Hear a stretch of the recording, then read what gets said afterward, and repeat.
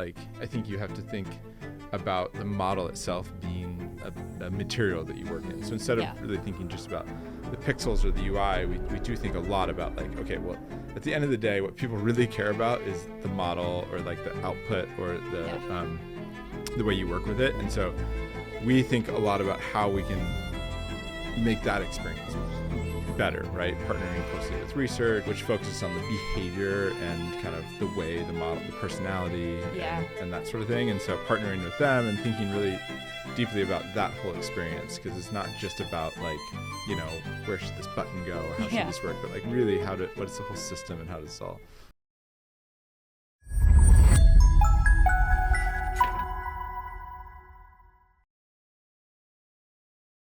Thank you so much for taking the time to join me today, Ian. I really appreciate it. Let's just start by talking a little bit about your job. Tell me a little bit about OpenAI's design approach. My job is I oversee the product design team here at OpenAI, primarily focused on ChatGPT. Design at OpenAI. I mean, it's changing and evolving a lot in some ways, and in other ways, it's very similar to, you know, design, traditional product design. But, you know, I think at a high level, what we do is we try to understand how the technology is evolving, understand how our users want to use it or could use it, and try to package that up in a way that is approachable, that makes sense, that is, you know, serves the many different type of users that we have, whether it's from sort of someone using this on the go on their phone to a professional user that's using this at work and thinking through or using it to code or build something and thinking through all of the different ways you could possibly use this and trying to sort of put that together into a cohesive product. And in general, we're just like, it's like a really fun place to be because you're sort of like, there's always some new thing. Yeah. There's always some new tool or research breakthrough, and we get to figure out how to give that to people. Yeah. So it's a little bit like being a kid in a candy shop. How do you personally leverage AI in your job? So, I mean, honestly, it's changing every day. I kind of find different ways to do it. I mean, my job these days is less, hands-on design and more helping to kind of connect the dots and bring people together, and, you know, build the team, hire the team, help set the kind of overall direction. And so at every step of the way, there's opportunity, right?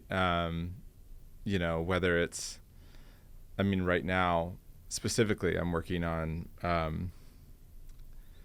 thinking about principles for how we design. As your team grows, you need to make sure you have some cohesive way of approaching problems.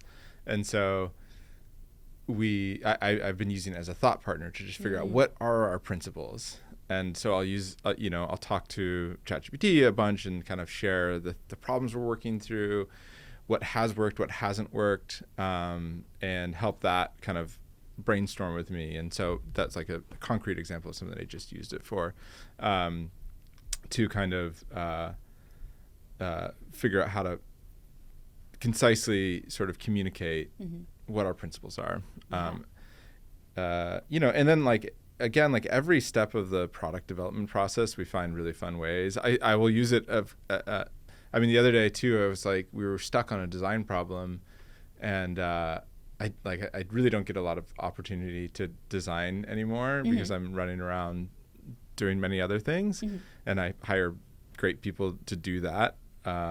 But I can still I'll turn to Codex sometimes if I have an idea, and it can just now prototype that for me, something that would have taken me hours. I can now do really quickly. And, I'll send that as inspiration. So still get a little chance to do some kind of quote unquote design. but that was a fun thing I did recently, and then like it shipped into the product.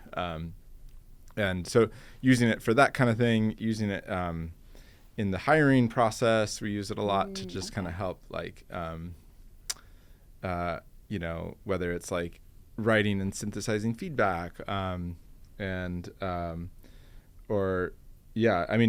in the building process, like so many different, at every step of the way. Yeah.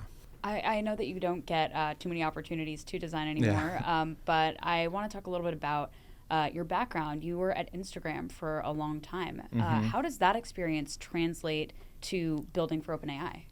Yeah, it's a good question. I mean, I think Instagram, I learned so much from just like this amazing opportunity to be at this, to join when it was this kind of beloved product that was growing, and we just figuring out how to work on something that is like growing like wildfire, that has this like, well, one thing I really learned was like this I think attention to detail and craft and simplicity, and not just from like a pure like pixel or design level, but like really understanding what it is we're building towards, and having a really principled approach to how we build, and really understanding who we're building for.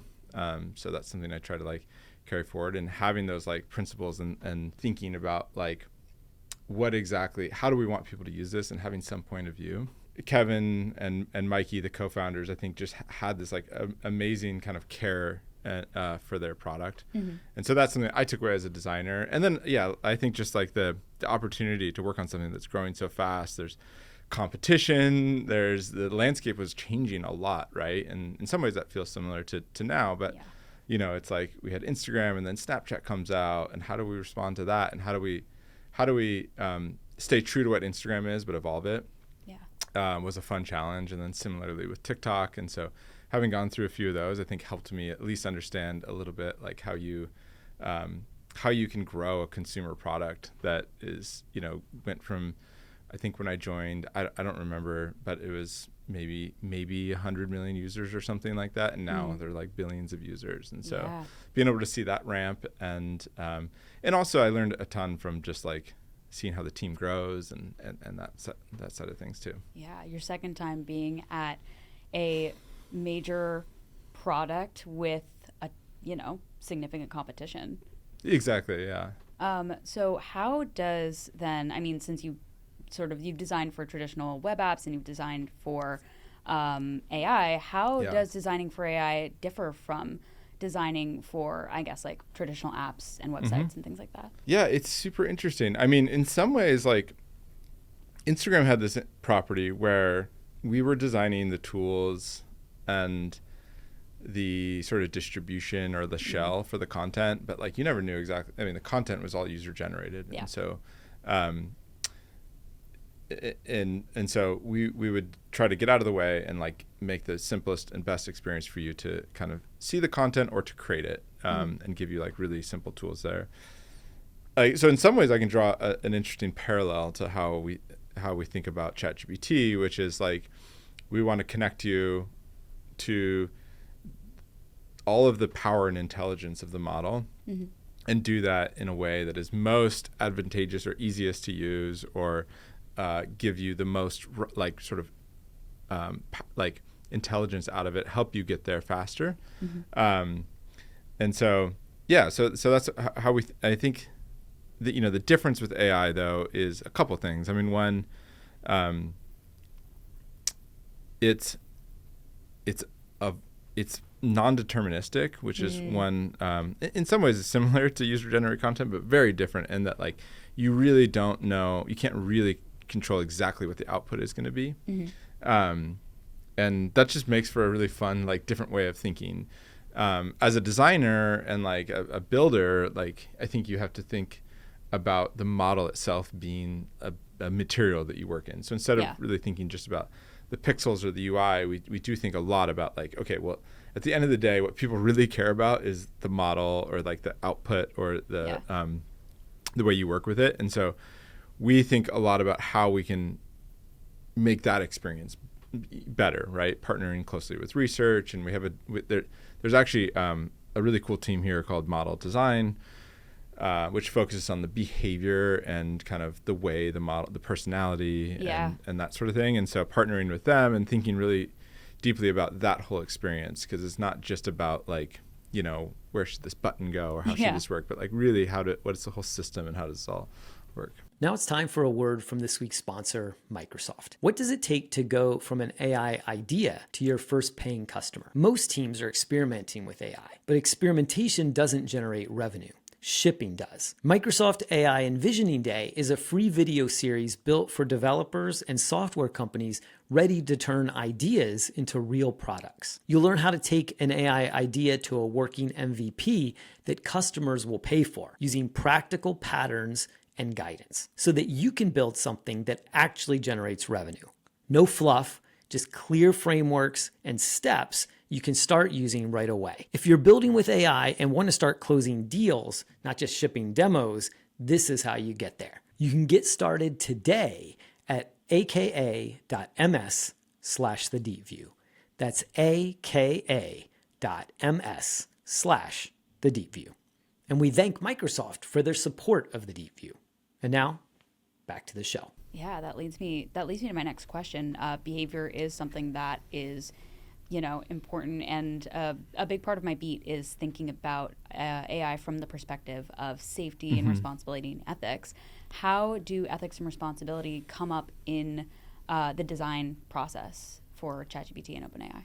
Yeah, I mean, we take it very, you know, seriously as a key part of how we think about developing these products. And, you know, like at the core of our mission, it's like, you know, we want AGI to benefit all of humanity. Yeah. And so we're always thinking about, as we're releasing new models, making sure we're going through like very rigorous kind of understanding of how people might use them.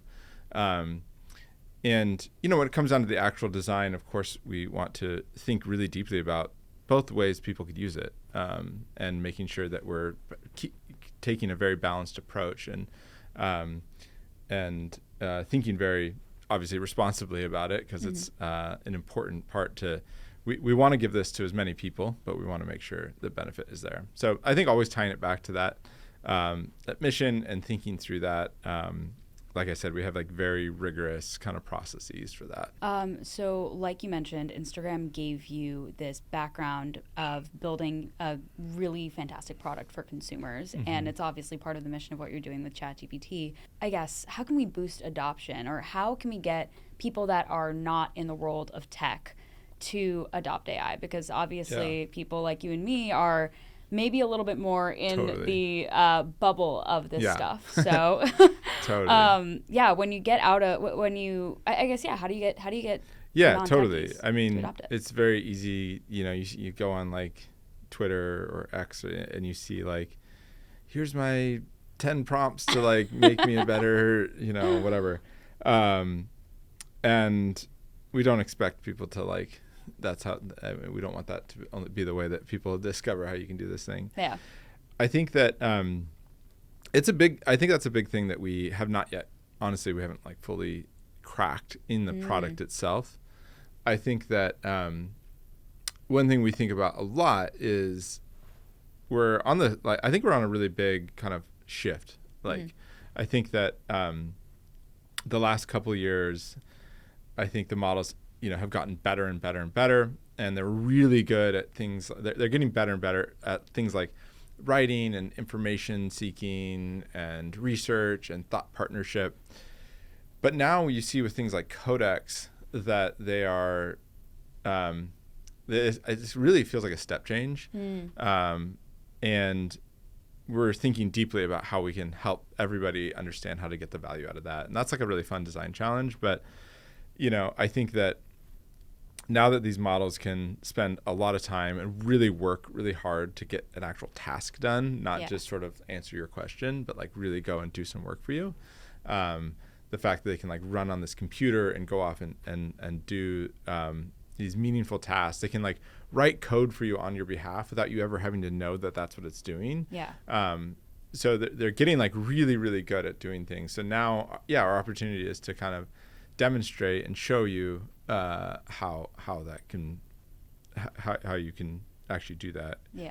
I think that we're working on a lot of great things that will come to ChatGPT that will make that much more, I think, obvious and evident, and thinking about, ChatGPT shifting from being something that you have to come and ask for it always to something that can be more proactive is like something that we're really excited about. So I feel like this conversation sort of lends itself to this idea that we are sort of walking in this direction of AI becoming a background technology. It's something that I've heard a lot of conversations about. Yeah.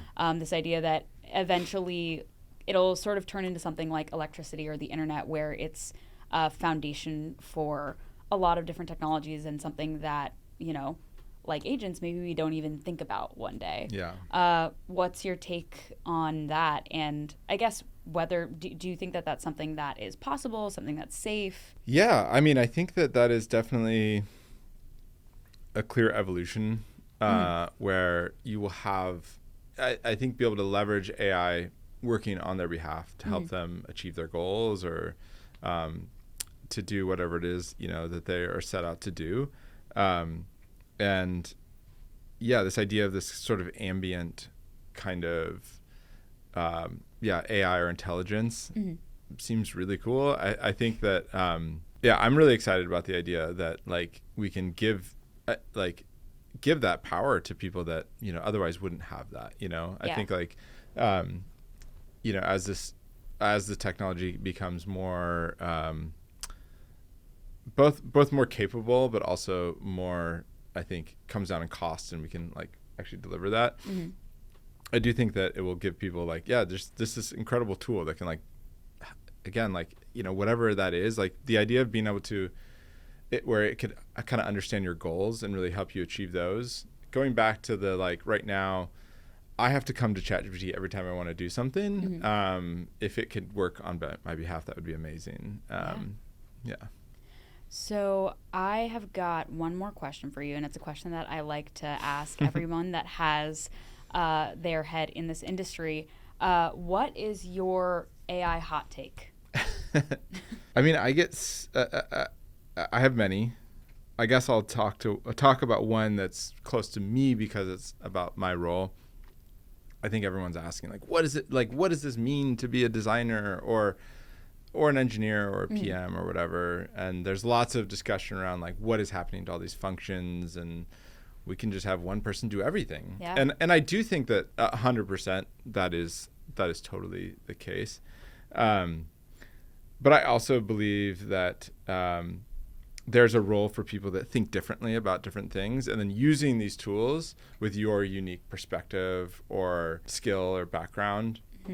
And so in some ways I see like the design role changing a ton in that you have way more tools, but I also see that in some ways like a design role, there's still a unique opportunity for you to like really approach this with a mindset of a designer, which is like, what is the system? What is the problem? Who are we solving it for? Like the humanity side of like, who are we building for? What's our unique perspective on it? I just really don't think that's going away. Yeah. And I don't know if that's a hot take or not, but I think that I don't think that every designer needs to become an engineer and every engineer needs to become a designer. But I do think that the tools are helping you be whoever you want to be, which is kind of cool. It's like in my career, I've seen many different people of many different shapes, things that they spike at, that they're good at. And I think that this hopefully just helps you find more of that, go deeper into the things that you care about. But yeah, I still think that there's going to be a really, I don't know, bringing like, I just think there's more and more opportunity now for people because they have these tools to go and like build or contribute in the way that it best suits their strengths. I'd love to talk a little bit about how the role of the designer is changing. Yeah. Like you mentioned in your AI hot take, this idea that we are, anyone can do anything. What are there, I guess, because I come to things from the point of responsibility and safety and things like that, are there potentially, I don't know, issues with the fact that anyone can do anything. Yeah, I mean, I think with all technology, it's like a double-edged sword. Yeah. And for sure, you have to think about both sides of that. And yeah, we take all that like very seriously. And but I think that roles are evolving quite a bit. Mm-hmm. In that, like for example, a designer on our team used our new image gen model to like help riff on some ideas for like a bit of UI. Mm-hmm. And then they're able to like put that into Codex, and then Codex like was able to code it up and like submit it to the code base. Mm-hmm. Which is just like a completely new way of working that you couldn't have done like a month ago. And one thing I think that's like really important for any role is, I think, being adapting to how quickly all of this is changing. Yeah. I think that if I had any advice, it would just be like, I think the curiosity, I think is probably something that would just playing with these things, trying them out, seeing what the tools can do, where they break down. And, we're finding all these new ways of doing things. So I think like for any role, I think just trying these things out and being adaptive to how things are shifting, I think is probably pretty beneficial. As a designer, it's like, it is one thing is I think interesting to think about is, again, like because designers now theoretically could just be writing the code, or not writing, but like using Codex to kind of do the engineering part in some ways. You have to think about like, well, what does that mean that they're not doing?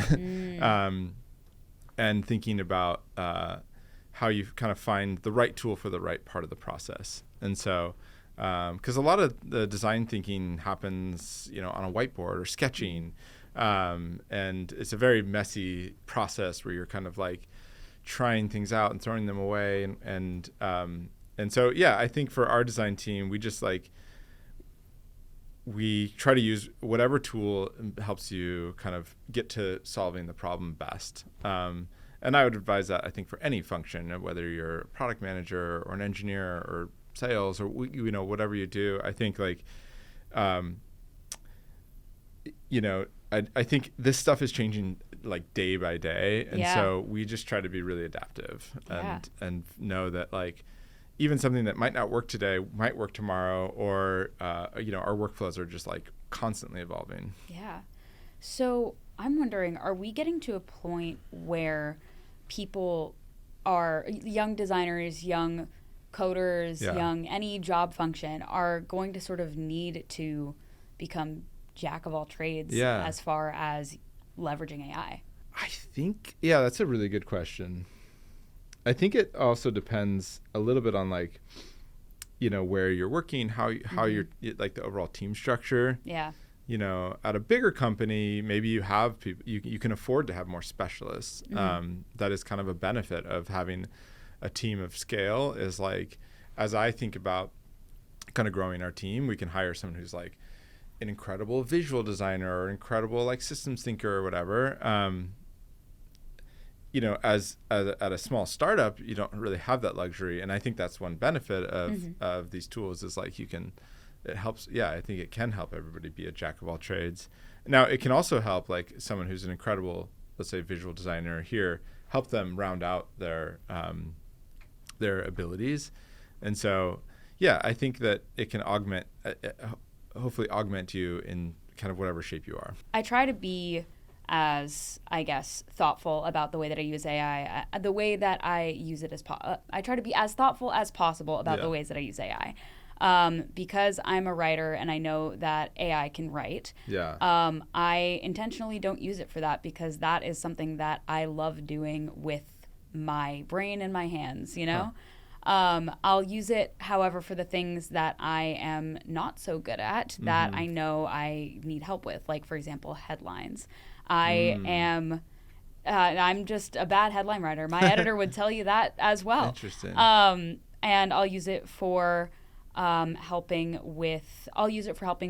pick through research. Like, for example, I wrote a story this week about how, from OpenAI, about how you guys just released this new networking protocol, and it was a very dense paper. So I used an AI model to sort of help me weed through that, and then I went back and checked all of its work because, being a journalist means you go and double check everything.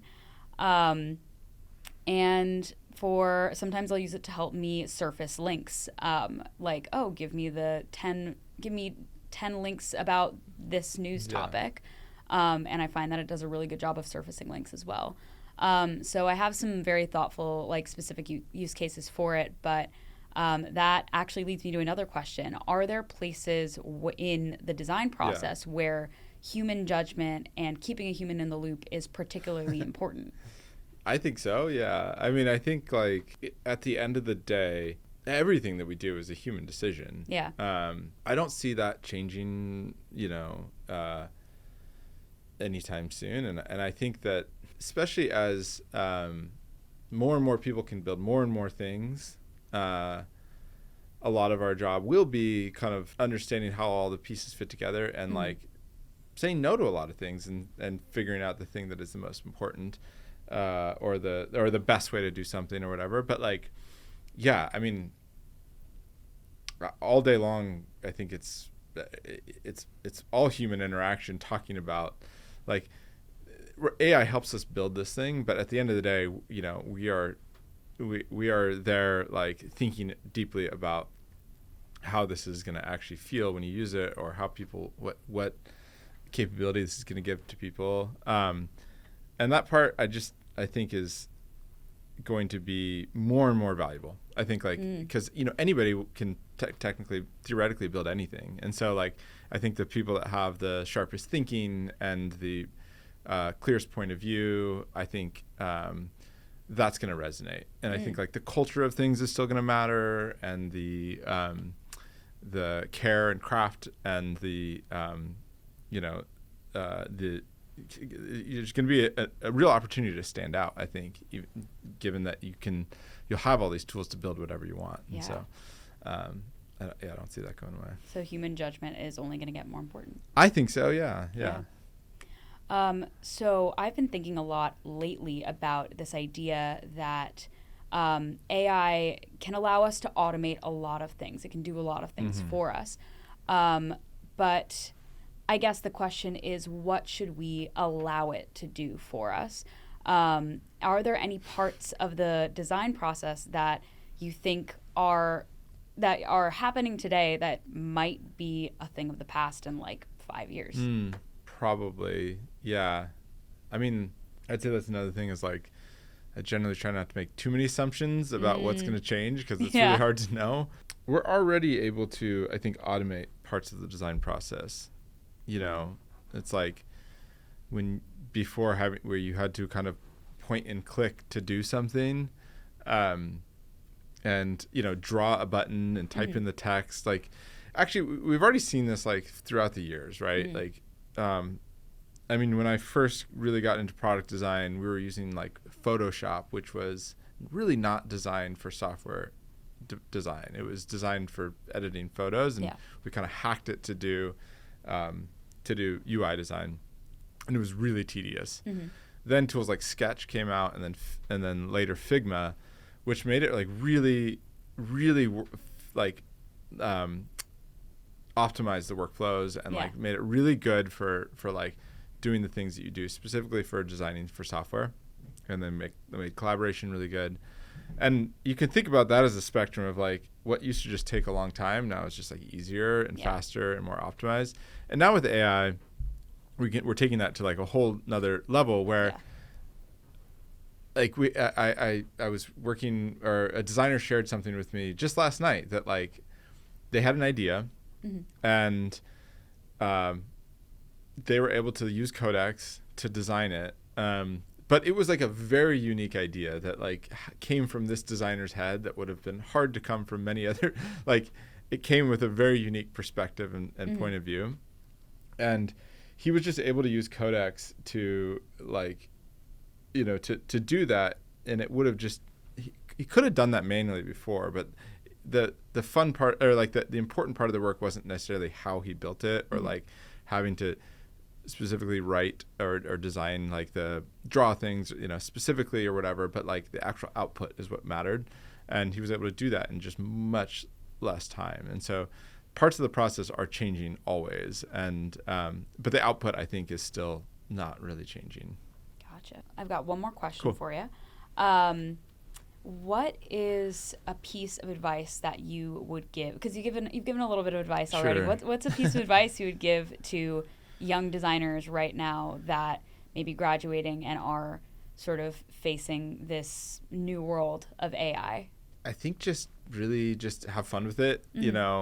Understand that it's all evolving very quickly, and yeah, like I said, things that might just barely work now, that in a month maybe will work really amazingly, or maybe it takes a year. But like, one thing I think a lot about is like just how far things have come just in the last couple of years. And if you think about just projecting out, especially as an early like career designer, if you think about how much is, and I just think about how much has changed in my career, but I can only imagine what's going to happen in the next 10, 20 years or whatever. So I think just being super curious about it. I think in general, I've always found that, great designers or great anything, like builders are, approach their work with a curiosity and just like an excitement to like try new things.